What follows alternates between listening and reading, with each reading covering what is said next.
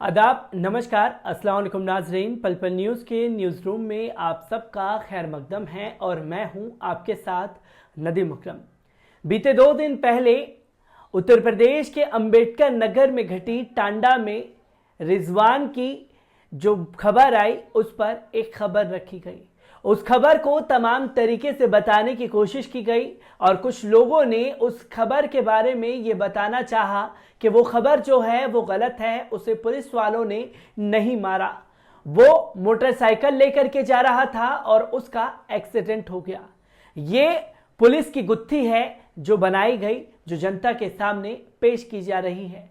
इस को लेकर के कई सारे सवाल खड़े हो रहे हैं और दी हिंदू की एक रिपोर्ट में टैग करके कुछ मासूम भक्तों ने यह बताने की मुझे कोशिश की कि आपने गलत खबर बताई, इस खबर को हटाइए वरना आपके ऊपर कार्रवाई की जाएगी। दी हिंदू की रिपोर्ट को टैग करते हुए यह बताने की कोशिश की कि उसका एक्सीडेंट हुआ था, उसे पुलिस वालों ने नहीं मारा। चलिए ठीक है, दी हिंदू की रिपोर्ट को मान लिया, पुलिस की गुत्थी को मान लिया, पर जिनसे बात की गई, जो टांडा AIMIM के जिला नेता हैं, उनसे जब बात की गई तो उन्होंने जानिए क्या कुछ कहा है। कल मैंने आप लोगों के सामने रिजवान की एक खबर रखी थी जो अंबेडकर नगर टांडा से हम लोगों के सामने आई थी। सोशल मीडिया पर यह खबर आग की तरह फैली, पर वही खबर का अंजाम हुआ। मेन स्ट्रीम मीडिया से इस खबर को पूरी तरीके से गायब कर दिया गया। वही के जिला अधिकारी हमारे साथ इरफान पठान मौजूद हैं। मैं उनसे जानने की कोशिश करूंगा कि पूरा मामला क्या था। इरफान सर, कल जो रिजवान का सामने आया लोगों के। सर मेरा डिजिग्नेशन जो है MIM प्रदेश सचिव है और प्रदेश सेक्रेटरी के पद पे मैं हूँ इस टाइम।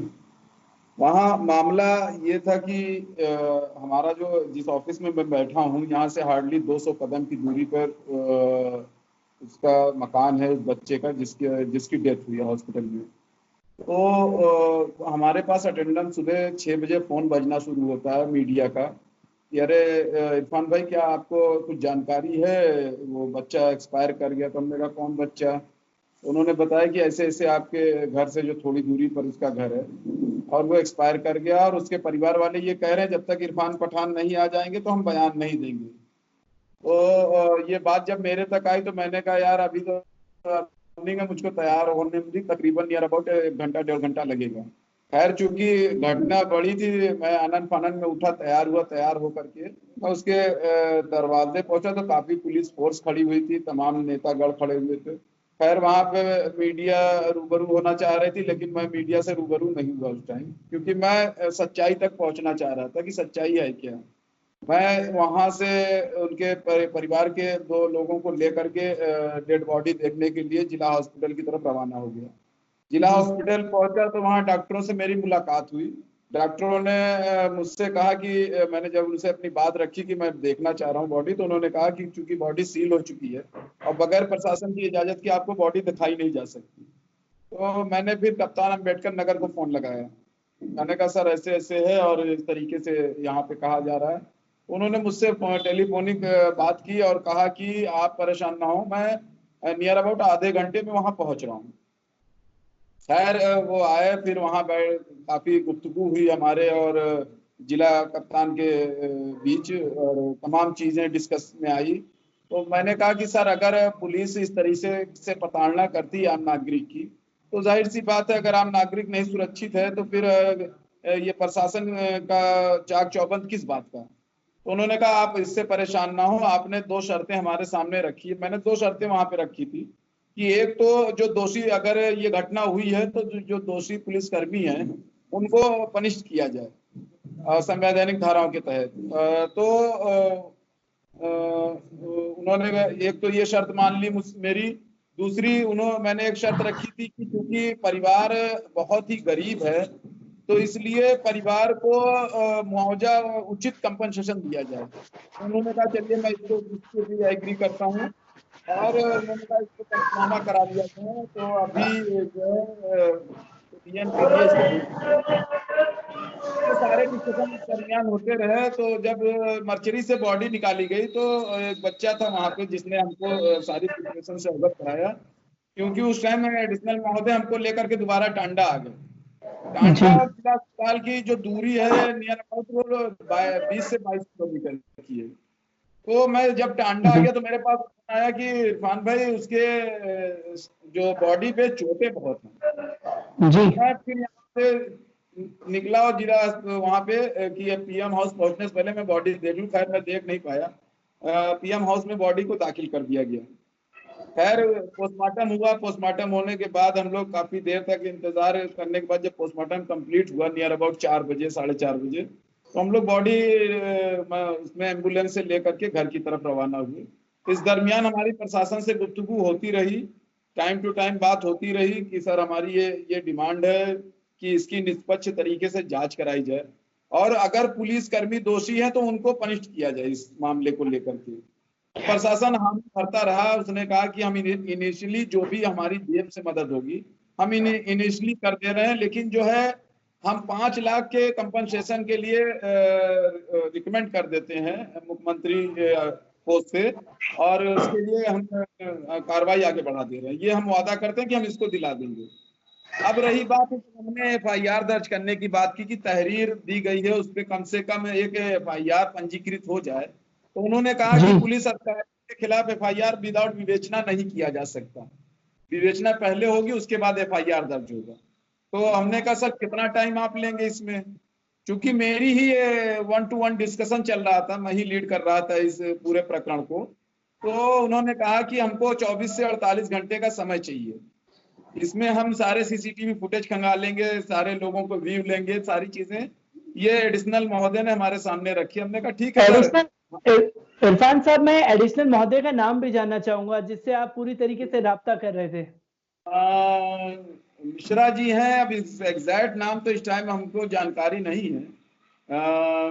अब देखिए एग्जैक्ट तो नाम मैं इस टाइम नहीं समझ ले पाऊंगा, क्योंकि मिश्रा जी हैं कोई वो, और कप्तान साहब का नाम चूंकि आलोक प्रियदर्शी जी हैं उनका नाम मालूम है मुझको जी। वो जो एसएसपी साहब है उनका नाम मालूम है। अब रही बात एडिशनल साहब से, चूंकि मेरे साथ पूरे दिन लगे रहे, पूरे दिन पीएम हाउस पे भी खड़े रहे, प्रशासन मतलब चौक चौबंद था कि कहीं कोई ऐसा ना हो कि पैनिक हो जाए मामला। इसको लेकर के डिस्कशन करते रहे और उनको ये भी लगता रहा कि अगर चूंकि शहर में थोड़ा ये है मामला कुल हिंद मजलिस इत्तेहादुल मुस्लिमीन का कि हम लोग अगर बात कहते हैं तो शहर के लोग मानते हैं उसको। तो ये सारी चीजें शाम तक डिस्कशन हुआ और उनको 25,000 रुपए का एट अ टाइम, उसी टाइम जब बॉडी मतलब दाह संस्कार के लिए जाने लगी कफन दफन के लिए, तो 25,000 रुपया एडिशनल महोदय ने वहां उनके पिताजी इसराइल साहब को दिया कि आप हमारी तरफ से, बाकी जो आवाम ने किया थोड़ा बहुत वो अलग बात है। तो ये सारी चीजें हुई। अच्छा, ये सारी चीजें होने के बाद पिक्चर क्लियर थी कि विवेचना होगी, एफआईआर बाद में लॉन्च होगा, सारी चीजें। हमने इसलिए शहर को पैनिक नहीं किया क्योंकि लॉकडाउन का टाइम चल रहा था, तो हमने पूरी तरीके से प्रशासन को कोऑपरेट किया कि प्रशासन कोई भी पैनिक फील ना कर पाए। तो इस पे हमारे पास एडिशनल साहब का, कप्तान साहब का, सीओ साहब का और आईबी अधिकारियों का भी थैंक्स का फोन आया कि इरफान साहब आपने बहुत अच्छी तरीके से शहर को टैकल किया, इसके लिए हम आपको बधाई का पात्र मानते हैं और आपको हम धन्यवाद बोलते हैं। और ये सारी बातें मैं ऑन रिकॉर्ड इसलिए बोल रहा हूँ क्योंकि मेरे पास इसके प्रूफ हैं सारी चीजों। तो इसीलिए तब तक मामला सही चलता रहा। अटेंडम एक डॉक्टर प्रकाश में आता है, लाइट में आता है, लाइमलाइट में, और उसका बयान आता है कि मैं उनका फैमिली डॉक्टर हूँ, और इस तरीके से वो बयान देता है कि इस तरीके से डॉक्टर की भाषा नहीं है, वो डॉक्टर की लैंग्वेज नहीं है, वो क्या नाम है, यूनानी मेडिसिन के उसके पास डिग्री है, बीडीएम होता है, हाँ, तो वो उसके पास वो डिग्री है, और फर्स्ट एड के लिए उसके पास एक सर्टिफिकेट है कि वो फर्स्ट एड दे सकता है किसी को। अब मसला ये आता है कि जो एलिगेशन पलट करके प्रशासन ने लगाए परिवार के ऊपर, तो वो एलिगेशन ये लगाया प्रशासन ने कि बच्चा 5 दिन पहले बाइक से गिरा, बाइक से गिरने के बाद उसको चोटें आई, और इसके पीछे सारा पॉलिटिकल षड्यंत्र रचा गया कि पुलिस के ऊपर ये ब्लेम कर दिया जाए। तो पहली चीज तो ये सारी चीजें समझ में, अकल में आने वाली नहीं दिख रही है। क्यों? क्योंकि ये बचने के लिए काफी मेच्योर माइंड का होना जरूरी है, जी मेच्योर होना चाहिए और बहुत ही मेच्योरिटी से इस चीज को रचे वो बैठ करके। दूसरी चीज, परिवार वालों के पास जब साइकिल नहीं है तो मोटरसाइकिल से कहां से आ गई? जब उसकी स्थिति ऐसी नहीं है कि वो साइकिल रख सके, मोबाइल रख सके, तो उसके पास मोटरसाइकिल कहां से आ गई? दूसरी जो इसका क्रॉस क्वेश्चन बनता है कि ये सारी चीजें अगर मान लिए पुलिस विवेचना में डॉक्टर को लेकर के आई, मैं सपोज दैट 0.01% मान लेता हूं मोटरसाइकिल से गिरा वो, तो फिर आप अगर पुलिस उस डॉक्टर को लेकर के आए तो वो मोटरसाइकिल भी लेकर के आइए कि जिस मोटरसाइकिल से वो गिरा, और फिर वो कहां पे गिरा वो जगह भी बताइए। वहां जहां मोटरसाइकिल से गिरा होगा 2 4 10 लोगों के बयान होने चाहिए। तो ये सारे एलिगेशन जो लगा रहे हैं पलट करके अपने छवि को, ठीक है प्रशासन बचाए अपने को, मैं इसको डिनाई नहीं करता, ना इसका अपोज करता हूं, लेकिन उन दोषी पुलिसकर्मियों को नहीं बचाना चाहिए। कहीं ऐसा ना कि इससे बड़ी घटना शहर में हो जाए, शहर में इससे बड़ी घटना को बचाने के लिए, क्योंकि अगर पुलिस कहीं ना कहीं दोषी है तो उस घटना में मतलब बचाने से इससे बड़ी भी घटना शहर में हो सकती है और शहर इससे बड़ी स्थिति में पैनिक हो सकता है। तो ये और एक चीज मैं आपको इंडिकेट करना चाहता हूं, आप लोकल इन्वेस्टिगेशन में जब लोगों की राय शुमारी कराएंगे तो उस बच्चे को मोटरसाइकिल, उसका परिवार कह रहा है मेरा बच्चा मोटरसाइकिल चलाना जानता ही नहीं था। समझ रहे हैं? जी तो जी ये सारी चीजें हमको देखना पड़ेगा, पॉइंट टू पॉइंट इस पे डिस्कशन करना पड़ेगा, और जब हम पॉइंट टू पॉइंट डिस्कशन करेंगे तब जाकर के सच्चाई हमारे सामने आके खड़ी होगी। मैं जबरदस्ती एलिगेशन नहीं भी, मैं भी चाहता हूं कि कोई भी निर्दोष पुलिसकर्मी इसमें ना फंसाया जाए, मैं भी ये कह रहा हूं, लेकिन अगर दोषी है तो आप लोकल कम्युनिटी को साथ में लेकर के विवेचना करिए, लोकल कम्युनिटी को कॉपरेशन के साथ इसके जो भी एलिगेशन आप लगा रहे हैं उसका सर्वे करिए कि बच्चा मोटरसाइकिल चलाना जानता था कि नहीं जानता था। दूसरी चीज, क्या उस परिवार में इतनी कैपेबिलिटी है कि एक मोटरसाइकिल रख सके, इतनी क्षमता है? जिस परिवार में साइकिल नहीं है, जिस परिवार में एक वक्त के बाद दूसरे वक्त खाने का पैसा नहीं है, क्या वो उस घर में मोटरसाइकिल है? और अगर मोटरसाइकिल से गिरा तो वो मोटरसाइकिल कहां पर है? अगर जहां पे गिरा है वहां के 2 4 लोगों के बयान भी आने चाहिए, क्योंकि जब किसी का एक्सीडेंट होता है, कोई गिरता है, तो वहां पे जाहिर सी बात है एक छोटी सी साइकिल लड़ जाती तो 10 लोग इकट्ठा हो जाते। होगा। जी जी जी इरफान साहब, मैं ये भी जानना चाहूंगा रिजवान के बारे में। जिस तरीके से आप बता रहे हैं कि पुलिस वाले ये कह रहे हैं कि वो बाइक चला रहे थे, बाइक चलाते फिर गिर गए, हालांकि गुत्थी को उलझाने की कोशिश की जा रही है, पर इस बीच जो लगातार लोग सवाल पूछ रहे हैं, रिजवान किस मिजाज का लड़का था और कितने उनके परिवार में लोग थे?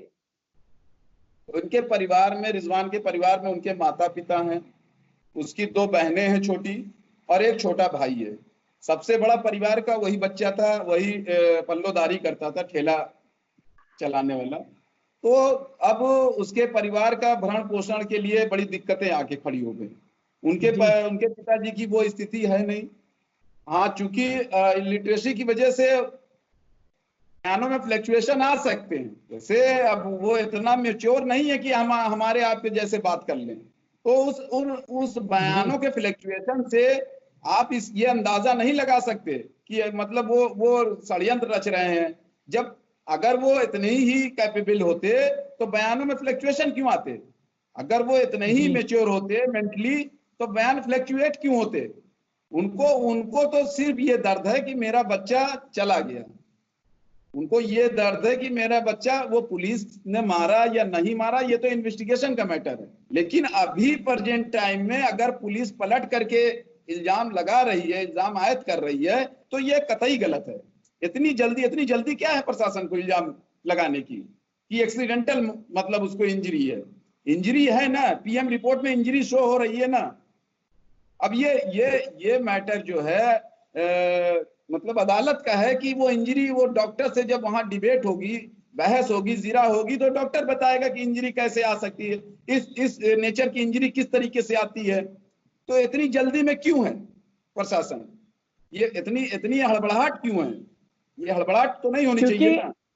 इरफान साहब, लगातार देखा गया उत्तर प्रदेश में यूपी पुलिस पर लगातार भेदभावपूर्ण रवैये का आरोप लगता रहा है। किस तरीके से देखते हैं कि ये जो नफरत का शिकार है, कुछ जैसे कि मुरादाबाद में हमने देखा था कि आटा लेने के लिए एक वालिद के साथ उनकी बच्ची जाती है, पुलिस वाले उन पर वार कर देते हैं। तो क्या इसी तरीके का ये प्रकरण है? लॉकडाउन का उल्लंघन करने का आरोप लगाया जा रहा है। कुछ लोग ये भी बोल रहे हैं कि जब देखिए, लॉकडाउन था तो रिजवान बाहर क्यों निकला? जी जी, मैं बता दूं, रिजवान का परिवार जो है वो एक गुर्बत होती है, आपने देखा होगा, गरीबी। जी। और इनकी गरीबी जब अपनी आंखों से आप देख लेंगे तो शायद हमारे और आप जैसे दिलवाला भी पसीज जाएगा कि इस तरीके की भी गुर्बत होती है। जो परिवार दिन भर में 150 रुपया कमा ले और एक वक्त खाने के बाद दूसरे वक्त का इंतजार करे, तो इस लॉकडाउन में जाहिर सी बात है आदमी अपने जराए तलाशेगा कि हम कहां से दूसरे वक्त की रोटी मयस्सर कर लें। अब रही बात जो नफरत का बीज है, मैं आपको अपने साथ हुई इसी दरमियान की एक घटना एक्सपोज करना चाहता हूं। मैं कुल हिंद मजलिस इत्तेहादुल मुस्लिमीन का स्टेट सेक्रेटरी यूपी का हूं और मैं लॉकडाउन के तीसरे दिन से अनाज का वितरण कर रहा हूं पूरे विधानसभा में। आप इसको जब चाहें शासनिक प्रशासनिक सारे स्तर पर पता कर सकते हैं। और बगैर जात पात धर्म देखे मैं अनाज का वितरण कर रहा हूं और एक परिवार को मैं इतना अनाज दे रहा हूं कि 4 से 5 दिन तक वो आराम से खा सकता है। अभी अभी ये सारी चीजें, यहाँ पे एक पुलिसकर्मी था, जिस सिपाही था भरतलाल शर्मा, उसने एक मरतबे जो मैंने सबसे पहले एसडीएम महोदय से क्या किया कि चूंकि मुझे पूरी विधानसभा में अनाज का वितरण कराना था, तो मैंने उनसे एसडीएम महोदय साहब से बात की कि सर मैं ऐसे हमारी सोच है कि कम से कम इस लॉकडाउन में कोई भूखा ना रहे, तो हमको जो ईश्वर ने जो अल्लाह ने दिया है उसको हम सोच रहे हैं कि लोगों के दरमियान लेकर के पहुंचे, क्योंकि दिहाड़ी मजदूर के लिए बड़ी दिक्कत हो जाएगी। तो उन्होंने अप्रिसिएट किया और उन्होंने कहा कि आप जिस गाड़ी से वितरण कराना चाहते हैं उस गाड़ी का पेपर और ड्राइवर का ड्राइविंग लाइसेंस और खुद ड्राइवर का एक फोटो के साथ आप हमारे पास भेज दीजिए। आप पता करिए कि टांडा विधानसभा में एक वाहिद गाड़ी का, एक अकेली गाड़ी का परमिशन है मेरे पास और किसी के पास नहीं है ये परमिशन। जो जो इस तरीके से जो है, जो इस सारी चीजें हो रही थी, मतलब मेरे पास परमिशन दिया गया और मैंने वितरण कराना शुरू किया। जब वितरण शुरू हो गया तो यही भरतलाल शर्मा मेरे एक दिन ड्राइवर को तलवा पार, यहाँ एक जगह पड़ती है जहाँ एक वली अल्लाह की मजार है, शरीफ है, बहुत ही फेमस जगह है टांडा में, उसी के गेट पे रोक करके, चूंकि मेरा ड्राइवर खलीकुर रहमान है और उसने दाढ़ी भी रखी हुई है, टोपी भी माशाल्लाह लगाता है, उसको रोक करके बगैर विदाउट एनी रीजन उसको 2 झापड़ मार दिया। मैंने ये शिकायत कोतवाल महोदय से, स्थानीय कोतवाल महोदय से की। मैंने कहा, वो मेरे पास आज भी रिकॉर्डिंग मौजूद है। मैंने कहा कि ऐसे ऐसे आपके ड्राइवर ने मारा है। उन्होंने कहा परेशान ना हो, मैं इसको डांट देता हूँ, ये है। तो मैंने भी सोचा हो सकता है गलती से मारा हो और ये आई गई बात खत्म हो गई। इसी घटना के चंद 1 या 2 दिन पहले मेरे ही ड्राइवर को अनाज वितरण के लिए जब वो सुबह गल्ला लादने के लिए निकला, उसी भरतलाल शर्मा ने 3 लाठी मार दिए और गाली देते हुए कहा कि टोपी और दाढ़ी नोच करके मारूंगा तुमको। सांप्रदायिक शब्दों का इस्तेमाल किया उसने। उसके बाद मैंने ये शिकायत कोतवाल महोदय से ना कहते हुए मैंने डायरेक्ट कप्तान महोदय को फोन लगाया और ये सारी चीजें मैंने उनको अवगत करा दी। खैर, क्योंकि यहाँ के जो एसपी सिटी हैं बहुत ही बेहतरीन तबीयत के हैं और बहुत ही सुलझे नेचर के और ईमान की तरफ ध्यान रखने वाले, कि मतलब इंसाफ पहुंचा सके लोगों को। इरफान साहब, मैं आपसे रोक करके सिर्फ एक लास्ट क्वेश्चन लेना चाहूंगा क्योंकि वक्त की थोड़ी सी कमी है। मैं ये जानना चाहूंगा कि आप लोगों की तरफ से रिजवान को लेकर के एफआईआर करा दी गई है? नहीं, एफआईआर नहीं, तहरीर दी गई। तो उस तहरीर पे एफआईआर अभी लॉन्च नहीं की गई है। तो दोस्तों, आपने देखा कि दी हिंदू की रिपोर्ट का दावा किया जा रहा है और जहां हमने इरफान पठान से, जो वहीं जिले के रहने वाले हैं, जिनके घर से 200 कदम की दूरी पर रिजवान का घर है, उनसे पूछा गया कि क्या हुआ था। तो पूरी घटना को उन्होंने आपके सामने बताया भी, पर इससे कई सारे सवाल खड़े हो रहे हैं उत्तर प्रदेश पुलिस पर और जो प्रिंट मीडिया एक खबर को किस तरीके से दबाने पर लगा हुआ है। आखिरकार पहला सवाल खड़ा ये होता है कि दी हिंदू और पुलिस की रिपोर्ट को मान लिया जाए कि रिजवान जो है वो मोटरसाइकिल लेकर निकला था। ठीक है, मान लिया कि रिजवान मोटरसाइकिल लेकर के निकला था, उसका किस जगह एक्सीडेंट हुआ, किसी ने तो देखा होगा जब इतना भयानक एक्सीडेंट हुआ जिससे उसे गंभीर चोटें आई, तो उसको किसी ने देखा, क्या कोई आंखों देखी लोग मिले जो इस घटना की सत्यता को बता सके। और सवाल नंबर 2 ये खड़ा होता है कि आपने सुना कि इरफान पठान ने साफ तौर पर कहा कि रिजवान के घर की स्थिति ये है कि रिजवान जो है वो मजदूर था, और वो मजदूर भी ऐसा नहीं कि अगर मानिए कि किसी के सामान को कहीं शिफ्ट कराना है, ठेला मजदूरी किया करता था। अगर मोहल्ले में कोई घर खाली कर रहा है तो वो अपने ठेला लेकर के जाता था और अपने ठेले से सामान छोड़ करके जो उसे पैसे मिलते थे उस पैसे से अपने घर परिवार को चलाता था, जिसके परिवार में माँ बाप, 2 बहनें और एक छोटा भाई है। उनके भरण पोषण के लिए रिजवान जो है ठेला मजदूरी किया करता था। जिसके घर में साइकिल नहीं, उसके पास मोटरसाइकिल कैसे आई, और क्या कोई एविडेंस उनके पड़ोसियों से जानने की कोशिश की गई कि रिजवान को किसी ने कभी बाइक चलाते हुए देखा था। और सवाल नंबर 3 खड़ा होता है वो हकीम का स्टेटमेंट, जिसे ये बताने की कोशिश की जा रही है कि उसका एक्सीडेंट हुआ था और गंभीर चोटें आई थी और उसका इलाज किया गया, इलाज मुकम्मल नहीं मिला तो वो मर गया। क्या हकीम के ऊपर कार्रवाई की जाएगी जिसने गलत तरीके से उसका इलाज किया और इलाज सही ना मिलने के कारण उसकी हत्या कर दी गई, या वो मौत के घाट उतर गया? क्यों नहीं अभी तक हकीम की गिरफ्तारी हुई, और क्यों उस पुलिस वालों को बचाने की कोशिश की जा रही है जो रिजवान आटा लेने के लिए निकला था और उसे इतना मारा गया कि उसके शरीर पर जो जख्म हैं वो चीख चीख करके कह रहे थे कि ये सिर्फ इसलिए हुआ कि नाम रिजवान था। मैं रिजवान से जुड़ी तमाम अपडेटों को लेकर के आपके सामने हाजिर होता रहूंगा। तब तक के लिए दीजिए मुझे इजाजत। शुक्रिया।